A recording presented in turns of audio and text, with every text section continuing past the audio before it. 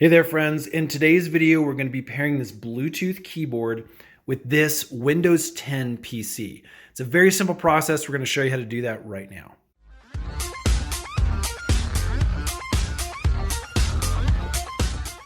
So for today's video purposes, we're actually going to be using this Bluetooth keyboard. For those of you that know Mac products, you know that this is actually a Mac keyboard. Again, it doesn't matter as long as it's a Bluetooth enabled keyboard. And then we're also going to be pairing it with this Windows 10 HP PC.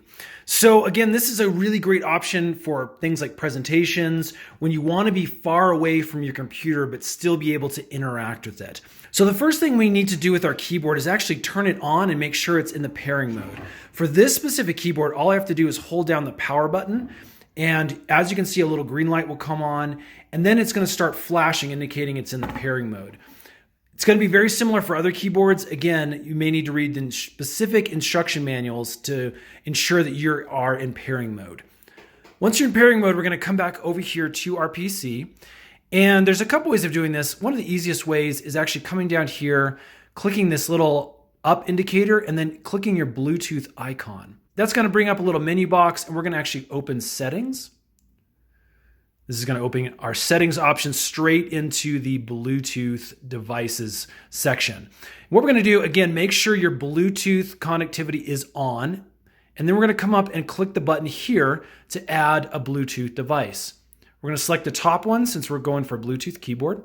And at this point, your PC is going to stop and it's going to look for devices that are currently in the pairing mode. You can see that it's already found my Vivo Active 3 watch. And it will take a little bit of time, and then as you can see, it's found the keyboard in the pairing mode. I'm going to go ahead and select that, and it'll automatically connect. All right, now for this specific keyboard, it wants to make sure that you are wanting to pair it directly to that device. It's telling us to enter that specific pin. So 4007, I'm going to come over here, and I'm going to type 4007. And then 5342, come back here, 5342. And once you do that, it will recognize that that's what you wanted. As you can see, it takes, again, just a brief few seconds, but it's now connected to that specific keyboard. Okay, now to ensure that this is working, let's go ahead and come up here. That'll give us a typing box to work with. And I'm gonna come up here and I'm just gonna type any random digits. As you can see, as I'm typing, it's filling those things in. So we are now paired.